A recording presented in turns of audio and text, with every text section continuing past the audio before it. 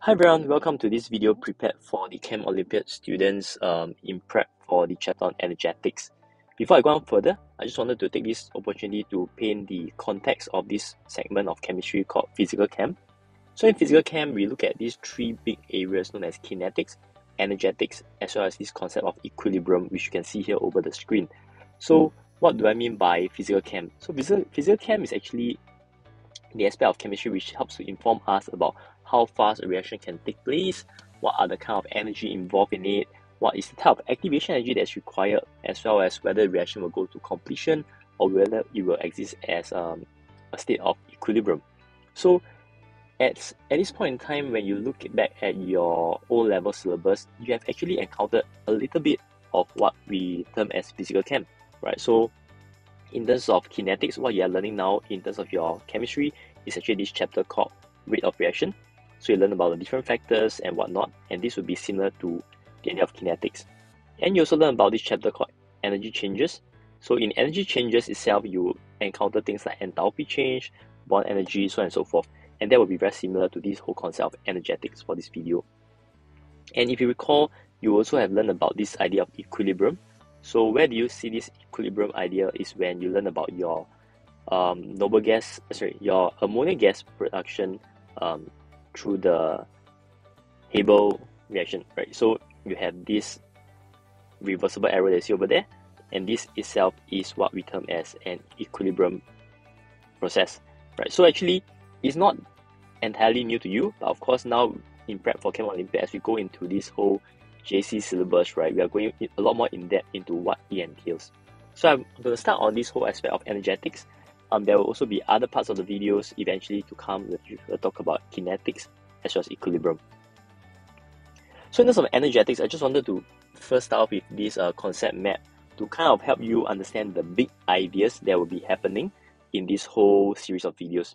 So first and foremost, we are starting from the middle on energetics, and we'll be looking at this thing called enthalpy change, which is not that new to you because you have learned about energy changes in your current syllabus itself.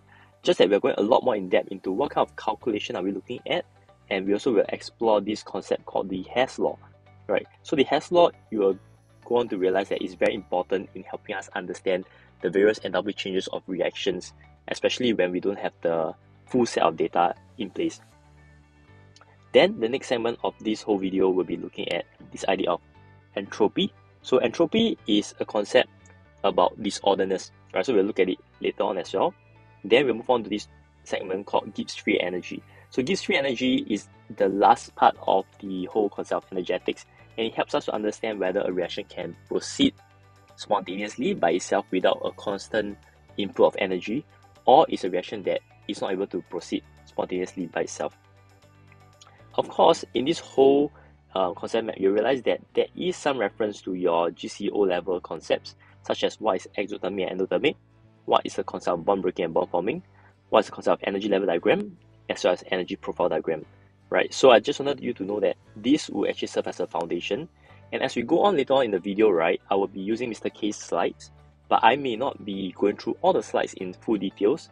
Rather, I would like to focus on some key points and hopefully draw some reference to your O-level syllabus, so that as you are going through this video, right, it also helps you to revise on the chapter of energy changes and hopefully prepare you for possible questions that are database questions in your GCO level, or for the matter of fact for Olympiad itself, right? So let me just start off first by talking about the GCO level concepts in maybe just a minute or so. First and foremost, if you're still not very sure about GCO level concepts on energy changes, I've actually prepared 3 videos on energy changes for my past students. You can scan the QR code or you can tap on the tiny URL link to go on and take a look at the YouTube videos. I won't be focusing much on this. I'll just go through this very quickly over the next few slides. But I just want you to understand that there are all these resources that are up there. So if you need to recap, just go ahead and look at it. Also, just want to highlight that if you look at this concept map itself, I've also indicated which are the sections of Mr. K's notes that you can find with regards to these various key ideas. Okay, so let's start off first with a quick recap. So you have learned about endothermic process, right, in terms of the taking of energy from surrounding. exothermic reaction in terms of the giving or release of energy to the surroundings, right? So this is something that is quite familiar to you. You have also seen such diagrams called energy level diagrams in terms of showing you how the energy level of reactants changes as they become products, right? Whether is it increasing or is it decreasing, and through that, that's where we see whether is it endothermic or is it exothermic reaction, right? So I think these are quite familiar to you. Hopefully you still remember about this symbol, right? Because you'll be seeing this a lot in this whole video. In case you are not too sure about what the symbol means, just to let you know, in science itself, right, a triangle symbol refers to this idea of a delta. Now, delta refers to change. Okay, so as soon as you see a triangle, refers to that something is changing. H in this case refers to this idea of enthalpy, right? So of course, in this case, it means enthalpy change, right? So when enthalpy change is positive, that's an endothermic process. If it's negative, it's an exothermic process.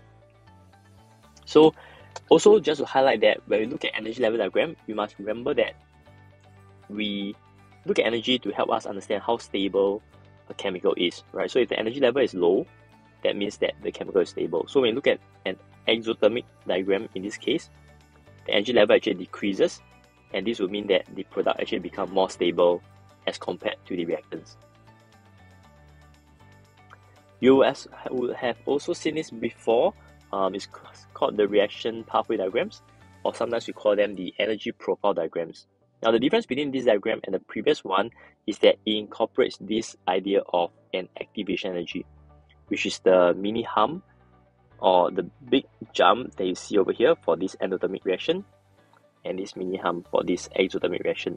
Essentially, activation energy refers to the minimum amount of energy that is required before what we call effective collision can take place, right? So if you think back about your rate of reaction chapter, not all collision results in a reaction. So it must have enough energy in order for it to be considered an effective collision, then the reaction takes place. So this energy profile diagram helps us to understand that there must be an activation energy first before the reaction can proceed, right? But beyond that, it is essentially still similar in terms of your energy level diagram, because the difference in the energy between a reactant and product in this yellow highlight will then show you what is the enthalpy change. So the concept is pretty much the same as what you see over here, just that I want to show the whole pathway.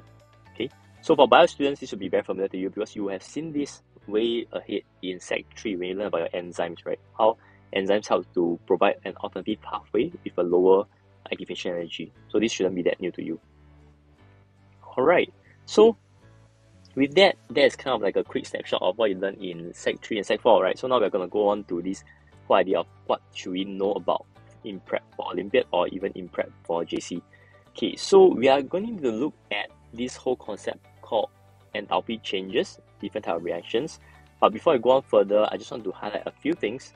Later on, you're going to see a lot of this calculation in this green highlight, and within it, you will see units as such, right? Kilojoules per mole, right? Mole to the power of -1.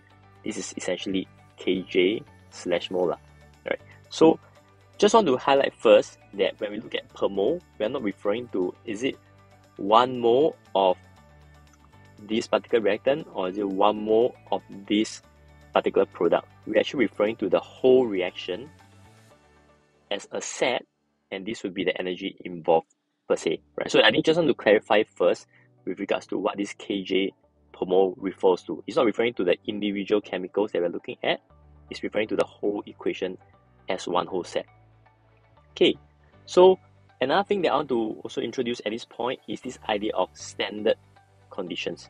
Now, standard conditions, we use it in chemistry to actually represent a set of temperature, pressure, as well as molarity or concentration.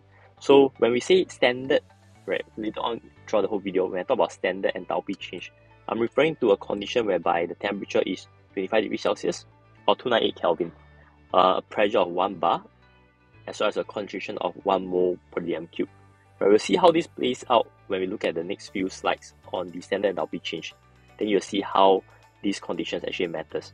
Right, so in other words, if I'm not talking about a standard condition, then chances are the reaction is not taking place at 25 degrees Celsius, it's not taking place at 1 bar, it's also not taking place with 1 mole per dm cube of the solutions that's inside.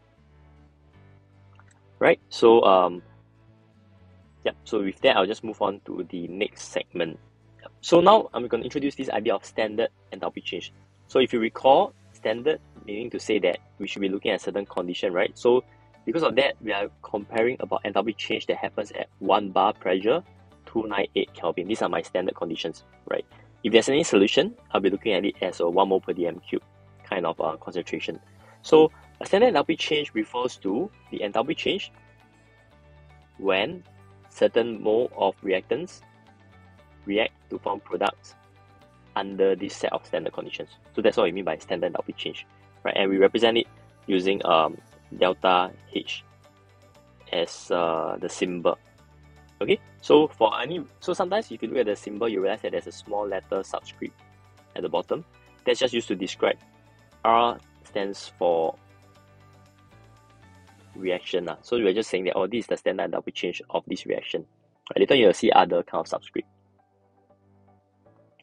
Okay, so we're going to start off first by introducing you to the first type of standard enthalpy change, and that is standard enthalpy change of formation. Now, standard enthalpy change of formation refers to the enthalpy change when 1 mole, so look at the molarity, 1 mole of a substance is formed from its constituent elements in their standard states at 298 Kelvin and 1 bar. So you can see that the term standard actually requires us to be looking at a certain temperature, pressure, as well as molarity of the chemical, right? And this is represented by a symbol of delta H, F, small letter F, right? So delta stands for change. So what do we mean by that? If someone comes up to you and asks you, hey, how do I form CO2, right? I want to know, to form CO2, what is the standard enthalpy change of formation for CO2? We'll need to look at CO2 based on the definition. We look at what are the constituent elements of CO2.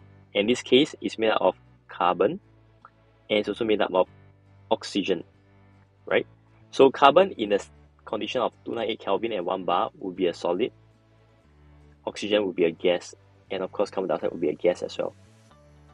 Looking at this whole equation, you realize that in order to form 1 mole of CO2, because the condition is to form 1 mole, you will really need 1 set of C and also 1 set of O2 to form CO2, and that will give you the equation for the standard enthalpy change of formation of carbon dioxide. You can look at the other examples and see the relevance. Another one that we can start to think of now, for instance, if someone comes up to you and say that, hey, I want to form, let's say this chemical called, maybe just take another variation. Let's say we talk about carbon monoxide, right? To form carbon monoxide, the elements that we're looking at is carbon still, is also oxygen. So at standard condition, oxygen exists as O2, and this would be the equation. But the difference is that I want to form 1 mole of CO only, but yes, there's 1 C, but now there's 2 sets of O, and I can't form this 1 set of CO. So what do? I will actually present this equation as a half of O2. So you see that the condition is I must have 1 mole of the substance form, right? So I'm very mindful to fix it as 1 set over here, and I have to tweak my reactants accordingly to make sure that I fit within this whole definition of standard enthalpy change of formation. So if you look at the examples given to you over here, as well as over here, you realize that it's the same case. For instance, to form hydrogen iodide, right, it's Hi, that's the formula itself. But you know that iodine is a group 17 element, it exists as a diatomic molecule, so it's I2. Hydrogen is always H2. But in order to form this Hi, just 1 set of it, I can only use half set of hydrogen and half set of the iodine molecule, right? So remember, this is about an equation. We are not saying that in the real world there is half a H2, but what we're trying to do is to express an equation that is related to this enthalpy change definition. Alright, so that is what we are looking at. Now, what if we are looking at how do you form an element? So assuming that I want to form O2, what is the standard enthalpy change for O2? Now, O2 as an element, what will be its constituent element? Actually, there is nothing, right? It's just O2 becoming O2. And in this case, the enthalpy change will be 0 kilojoules per mole, which is what the second bullet point, the bullet point over here is trying to highlight to you. That means elements, actually, they don't have a standard enthalpy change of formation, or rather, it's just 0 kilojoules per mole. Okay, so that is standard enthalpy change of formation. So just want to highlight that when we look at the standard enthalpy change of formation, we are looking at energy changes. So for instance, if it's endothermic, when the delta H is positive, and when it's exothermic, what does it help us to understand? Remember your energy level diagram. So if it's endothermic, what it means is that in terms of energy level, your reactant was here using R, and the energy level actually went up, then become P. So when you calculate the delta P for product, so when you calculate the delta H, right, you realize that it's a positive value. What this tells us is that the compound or the product formed here is actually less stable than its elements. So what it means is that chances are it might go through decomposition very easily to form back the elements. If it's exothermic, it means that our reactant is here, slightly above, and in the reaction, it forms a product which is what I call more stable than its elements, and means that it's likely to less likely for it to decompose. So these are just certain information that is still relevant from your O-level syllabus. So that's one type of standard enthalpy change of, and we call it standard enthalpy change of formation. The other one, standard enthalpy change of, this time around, combustion. Now combustion, we learned that it's about burning things, right, in the presence of oxygen. So in this case, what is a standard enthalpy change of combustion? We look at the heat evolved when 1 mole of a substance, and we look at the standard condition of 298 Kelvin at 1 bar for pressure. So that is standard. Now, in this idea of combustion refers to the burning of the substance completely in excess oxygen. So doing such a calculation will help us understand what is the energy that's involved. So if you look at these two examples here, the first equation here is actually the standard enthalpy change of combustion for CH4, methane, because we look at it in the equation, it's about 1 mole of this methane reacting with oxygen to get a complete combustion. Right, so in this case, you can see that this complete combustion will produce CO2 and H2O.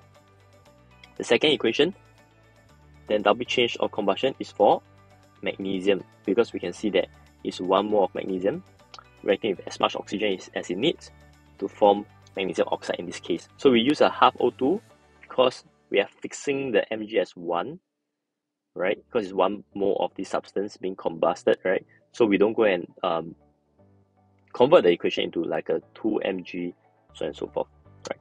Combustion is always going to be exothermic because we know that heat is evolved when heat is released when something is burning, right? So that's why the definition uses heat evolved. Alright, so with these two standard enthalpy change, right? Just to also highlight that the symbol is delta Hc. So now with these two standard enthalpy change of formation and combustion, right? You would realize that actually there can be multiple types of enthalpy change that we are looking at.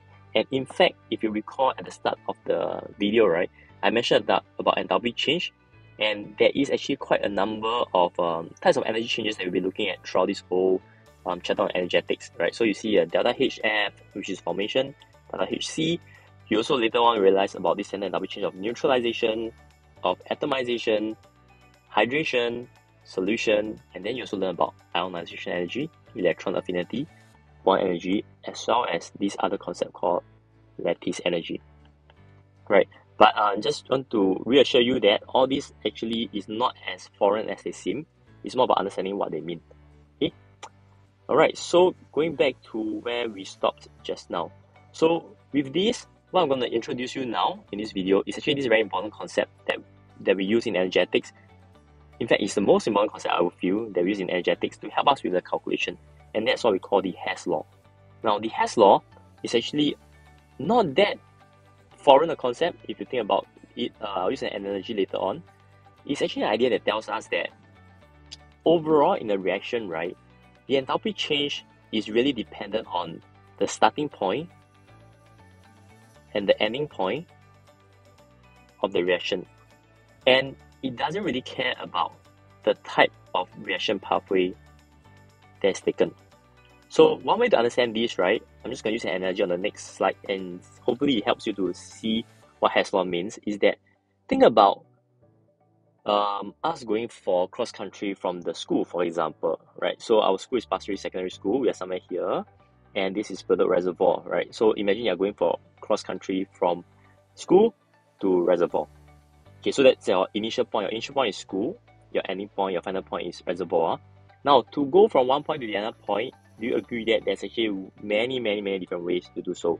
For instance, I can use this particular map as an example. I can take bus 21 outside the school along the main road.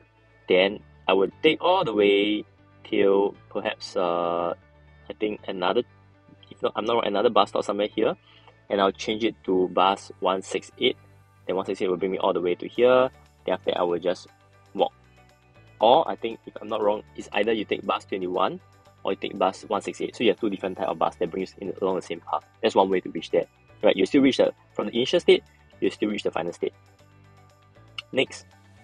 Or maybe I don't want to take a bus, I want to take a train. So I go all the way to the Tampines downtown line and take a train all the way to the Bedok Reservoir downtown line. Then I walk all the way to the Bedok Reservoir. That's another way. Alternatively, if I'm a bit more garang, right, I will just walk all the way from school to the reservoir, 4.2 km. It'll take me about 58 minutes of walk along the main road all the way to the destination. Or I can maybe take bus 15, which brings me along the other route and all the way to reservoir with a short walk from the bus stop. Now, what am I trying to show you with this scene is that if you think about it, no matter what path that you take, right, so long as your initial and your final state remains the same.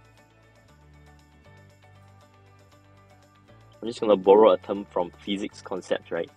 This idea of displacement, right? That means from where you were to where you ended up with, actually will always remain the same, because this is the whole idea that regardless of what pathway that you take, so long as your initial and your final state stays the same, you will always end up with the same displacement, which is the same distance apart from the two places. Now, how is this relevant to Hess law or this chapter on energetics? If you look at what Hess law is trying to tell us is that, hey, it actually doesn't matter whether your reaction goes from A to D, or it goes from A to B first, then B to C, then C to D. What will the final outcome be is that the overall energy that we are looking at will actually be the same energy, because your initial and your final state remains the same, right? So in this diagram that you see over here, this delta H1, which represents the energy change from here to here, will actually be equivalent to delta H2 plus delta H3 plus delta H4, and then you end up with the same amount of energy that's being involved. Now, this is very important when we look at energetics. Why? Because in a reaction like this, sometimes we actually don't have information about delta H1. So delta H1 is actually X, it's an unknown. But we may have the information for delta H2, delta H3, and delta H4. And then with Hess law, with this whole logic of how it can be equivalent, right, you mean that actually I can find out X by adding H2, H3, and H4 together. I hope this is making sense to you, and I hope the analogy helps a bit. Right? So similarly, if I'm not sure about what is the energy change from C to D, similarly it will be X, and then this would be how the Hess law helps me to equate the two sets of paths. Then I can also shift the energy around to help me find out what is X. And that is the power of Hess law in energetics. Alright, so we're going to take a look at how this plays out, and how can we actually construct something that we call a energy cycle diagram as well as an energy level diagram. But it's nothing too different from what I'm trying to show you in this Google Map example. Right, so I'm going to take a look at, I'm going to show you directly what is this idea of energy cycle, and we see if it makes sense to you, right? So to use this Hess law, one way is to use this thing called energy cycle, which is to look at how we can go from one box to the other box, and then look at how we can go from the box to a different step and yet bringing us back to the same path. Now take note of the arrows. The arrows actually matters to show us the direction of the reaction, because ultimately that will also affect how we calculate the enthalpy change. So we can use this as an example now and see if it makes sense. So in this question, what the question wants is to help us identify what is the standard enthalpy change of formation for carbon monoxide. So this is essentially my X. I'm not too sure what is this energy value, but what I do know is that I know that if I were to do combustion for carbon to form carbon dioxide, I would require this amount of energy. So this is something that I already know beforehand, is negative 394. So from carbon with half oxygen, because we are looking at 1 mole of CO2, so in this whole pathway, with an additional oxygen over here, this standard enthalpy change of combustion will allow me to form carbon dioxide from carbon itself, and then this will be negative 394 kilojoules per mole. And if I also know the information of how can I combust carbon monoxide to form carbon dioxide using negative 283 kilojoules per mole of for the enthalpy change, that will allow me to form this similar product over here.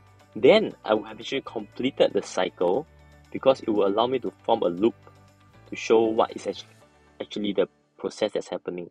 Now with this information, right, I can construct using Hess law the equation that if I go from yellow box to this green box, this energy will be X, right? So imagine this is a pathway, so from this to this is X. Now this X is actually equivalent to going from this yellow box down here, which following this arrow would be the delta H combustion of carbon, right? So this yellow highlighted equation, this part, okay. Once I reach here, arrow matters, so the arrow matters because my aim is to reach the final state, right? So if this is my path here, I'm actually looking at the reverse of this energy over here. So this arrow should be pointing in this manner, but it's okay because we have the combustion in this direction, right? We know it's negative 283. So what would be the energy in the reverse way? It will actually just be the opposite of negative 283. So then this will mean that I will just do a subtraction, because to inverse the whole energy, right, of delta HC, which is enthalpy change of combustion for carbon monoxide. This comes from the green color part of the cycle, right? Hope you are able to follow so far. So this will be equivalent to negative 394 minus bracket negative 283, and then I'll end up with negative 111 kilojoules per mole. So this is how an energy cycle is like, to help us understand how I can loop the whole set of reactions together. The arrow itself, we just need to be very mindful about when we look at the pathway, right? It doesn't make sense to say we take this direction plus this direction, because it would then help us to reach the final checkpoint that we want. So think of this as Pasir Secondary School, Bedok Reservoir. Maybe this is like Tampines MRT, right? So you go from here to Tampines MRT, then you need to reverse this arrow so you can go from Tampines MRT to Bedok Reservoir. Right? So this is the idea of what we're looking at over here. So this is energy cycle. The other method to do so is what we call an energy level diagram. An energy level diagram, right, is similar to taking an elevator.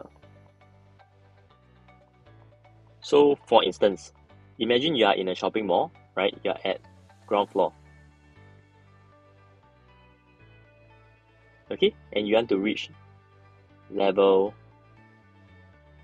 so imagine this is level 5, you want to reach level 5. So this is where you want to reach at level 5. Now to reach level 5, right, of course there's multiple ways to reach that. You can maybe walk up the stairs, you reach level 5. Right? Or you want to be a bit cheeky, what you can do is that you can take the lift all the way up to level 10. Okay, don't know for whatever reasons. Then you take the lift back down or escalator down back to level 5. Right? And you still end up back at the same spot.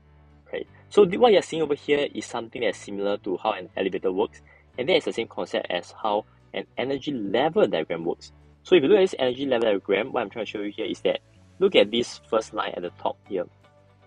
This is a reaction between carbon and oxygen gas, right? And in this process, what we're going to look at is that when you look at enthalpy change of formation for carbon monoxide, this will be the reaction whereby you will form 1 mole of carbon monoxide. There will be extra oxygen. We don't really need to care about them because the enthalpy change of formation for elements is 0. Alright, so after you form this carbon monoxide, then next from this carbon monoxide to this carbon dioxide, there's an enthalpy change of -283 based on the data. And we also know that from this carbon and oxygen to form carbon dioxide directly, there's this enthalpy change of -394. So using this as a chart in terms of the direction that we are moving, this will allow us to form what we call an energy level diagram, which will have the same meaning as what you see in the previous slide on energy cycle diagram, right? The main idea is to help us understand how the differences in energy guides us. So this is another possible example on how we can use the Hess law to calculate enthalpy changes. For the algebraic method is another type, but I won't go through it in details, right? We'll take a look at some examples through the practice question so you can practice how the Hess law works out to be. Right, so this is one example here. We just use this to run through some of the concepts to see whether we are on the same page, right? So this question requires us to, we don't need to worry too much about the answer that is at the bottom of the table. We just focus on the thinking process. So this question requires us to think about calculate the standard enthalpy change of formation of propane. Now propane is a chemical that has a certain formula, right? In case you're not too sure, in organic chemistry, you learn about this. It has a formula of C3H8, right? So C3H8 is a formula for propane, and we're using the combustion data. So combustion data will mean that all these things is about the enthalpy change of combustion. That means you are looking at how we can burn all these things in the excess of oxygen and look at what's the compound it forms. Graphite, we know that is carbon. Hydrogen, we know that is H2. And propane, I mentioned that is C3H8. So let's try to use this to help us in constructing the energy cycle diagram, right? So that we can try to apply it to see whether it makes sense or not. I'm just going to cover this up so that it will not be too distracting for us. And we'll just work out the steps before we look at the key numbers, right? So the steps are more important, the thinking process.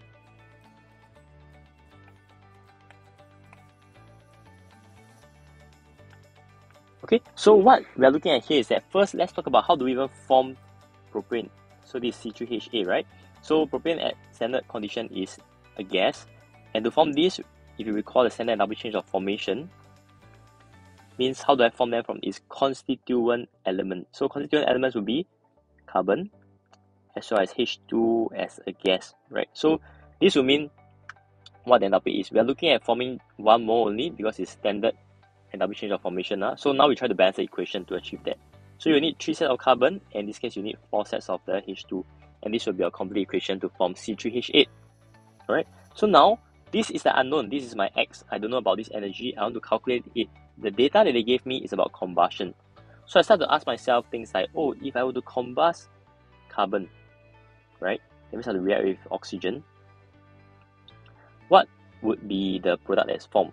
Right? When you burn the carbon with oxygen, in excess oxygen, in complete combustion, you will get CO2 as a gas, right?